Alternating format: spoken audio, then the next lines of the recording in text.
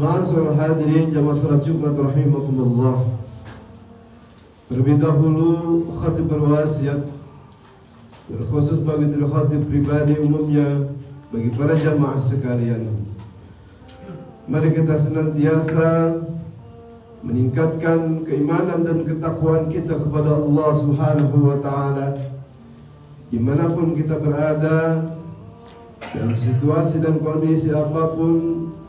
Hendaklah apa yang menjadi perintah Allah senantiasa kita jalankan dengan tulus ikhlas dan penuh dengan tanggung jawab, dan apa-apa yang menjadi larangan Allah dengan sekuat tenaga kita hindari dan kita upayakan untuk tidak melakukan hal tersebut.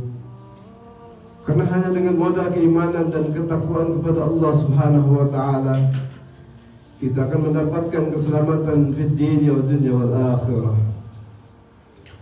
Ma'asyiral hadirin jamaah salat Jumat rahimakumullah.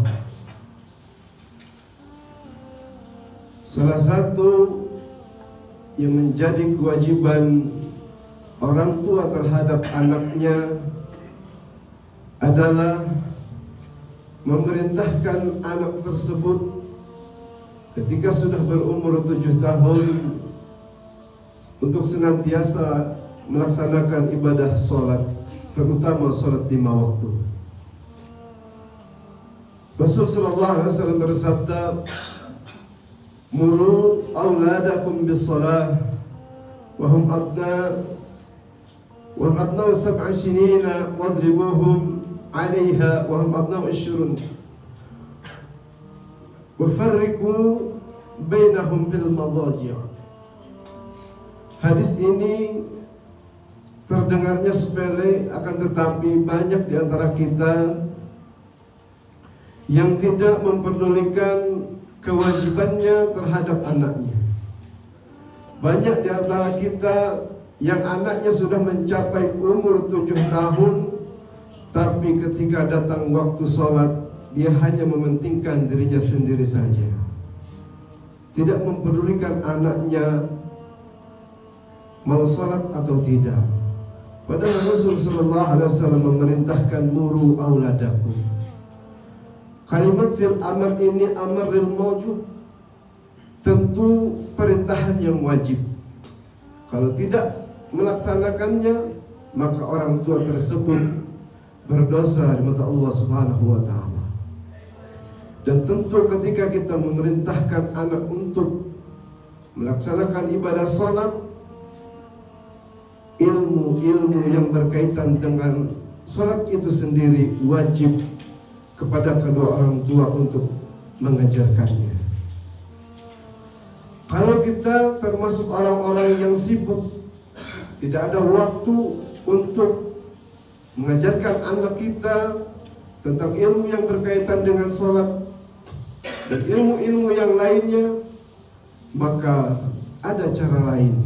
Panggil guru ke rumah kita, atau anak kita titipkan di tempat-tempat yang di situ diajarkan ilmu agama.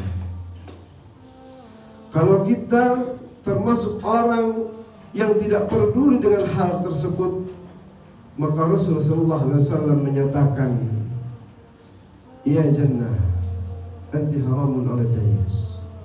Wahai surga, engkau haram dimasuki oleh orang-orang dayus.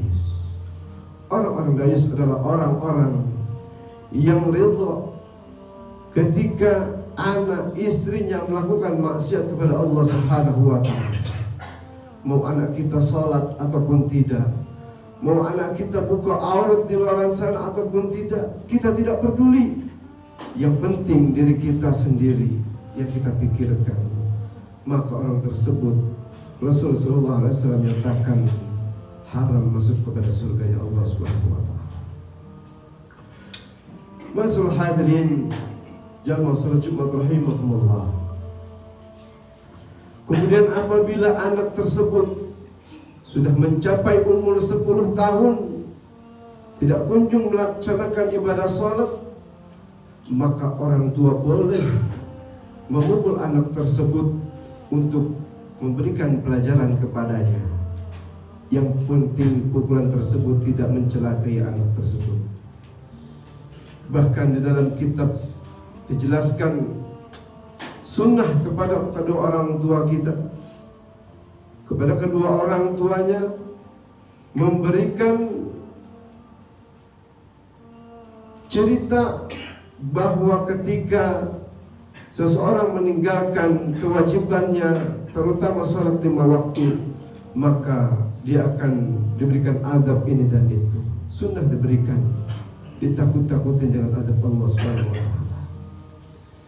Kemudian dalam perintahan yang lain, wafarriquhum bil madaji', dan anak tersebut harus dipisahkan tidurnya dengan kedua orang tua. Masalah hadirin jamaah salat Jumat rahimakumullah. Salat adalah merupakan amal ibadah yang paling utama yang harus kita kerjakan. Rasul sallallahu alaihi wasallam bersabda, "Inna awwala ma yuhasabu bihi al-'abdu yawm al-qiyamah min 'amalihi salatuh." Sesungguhnya amal yang paling pertama dimintakan pertanggungjawaban di hadapan Allah Subhanahu wa taala dari seluruh amalnya, salatu, yaitu salatnya. Wa in saluhat faqad aflaha wa anjah. Apabila salatnya dinyatakan baik, maka dia termasuk orang yang beruntung dan orang yang selamat. Wa in fasadat faqad khaba wa khasira. Akan tetapi apabila salatnya rusak, maka dia termasuk orang-orang yang merugi dan celaka. Wa in taqasa min faridatin qala rabb unzuru hal li'abdin min tatawwu'in fayukammila biha man intaqasa min al-faridah summa lam yakun sa'iru amalihi 'ala dhalik. Apabila seseorang di dalam sholat wajibnya terdapat kekurangan, maka lihatlah wahai malaikat, adakah dalam hamba tersebut amalan-amalan sunnahnya. Apabila ada amalan-amalan sunnahnya, maka sempurnakanlah kekurangan dari ibadah wajibnya dengan pahala sunnah tersebut. Masalah hadirin dan masalah Jumat rahimakumullah. Yang pertama, Rasul sallallahu alaihi wasallam sampaikan ada salat yang dinyatakan salatnya baik, sempurna, syarat rukunnya terpenuhi, maka orang tersebut berhak mendapatkan keselamatan, berhak mendapatkan kebahagiaan. Dan juga ada yang dinyatakan salatnya yang rusak, tidak memenuhi syarat dan rukunnya. Makanya harus ada di antara yang 7 hari itu, ada beberapa hari yang kita fokuskan untuk memperdalam bagaimana mengetahui ilmu-ilmu tentang sholat itu sendiri.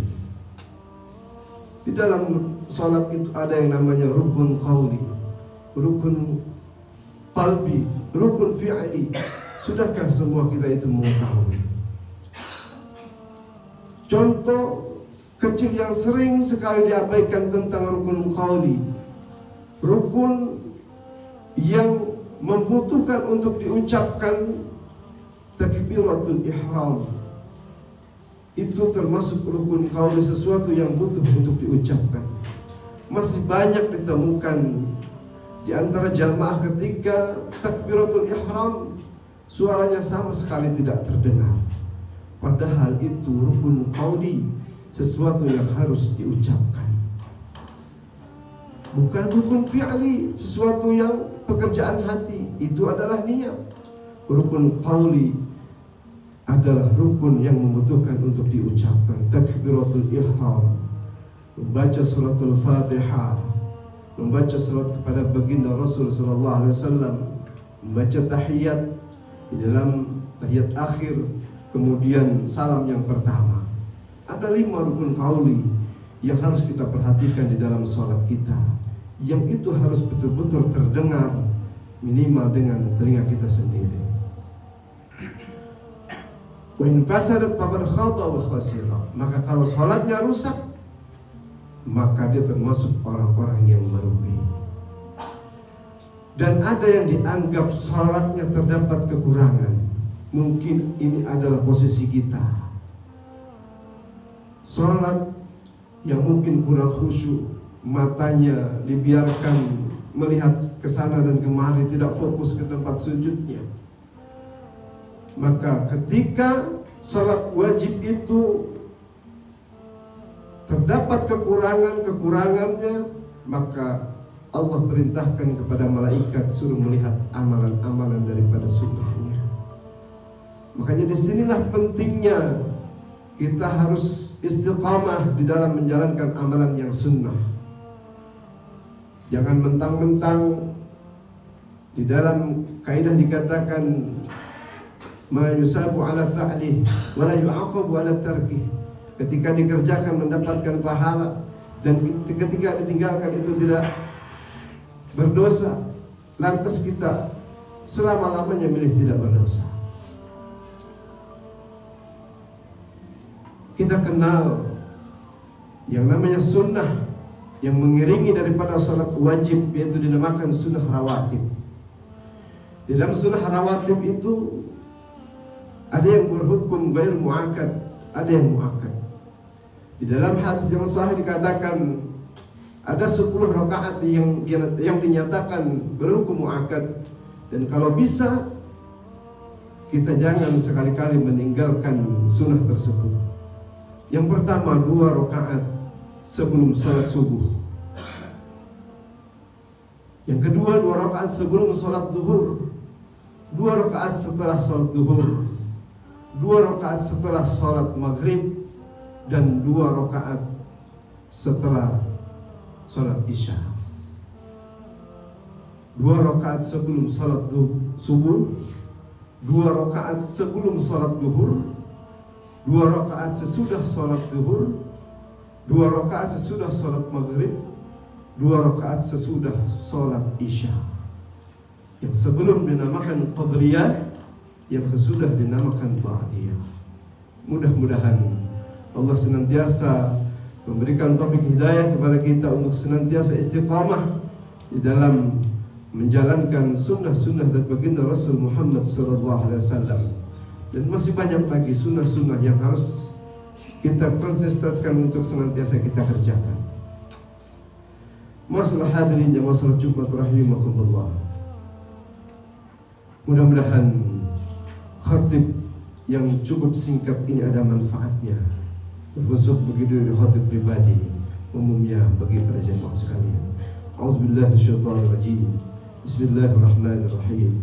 Wa aqimus salata wa atuz zakata warka'u ma'ar raki'in. Dirikanlah salat, tunaikanlah zakat, rukuklah bersama orang-orang yang merukuk.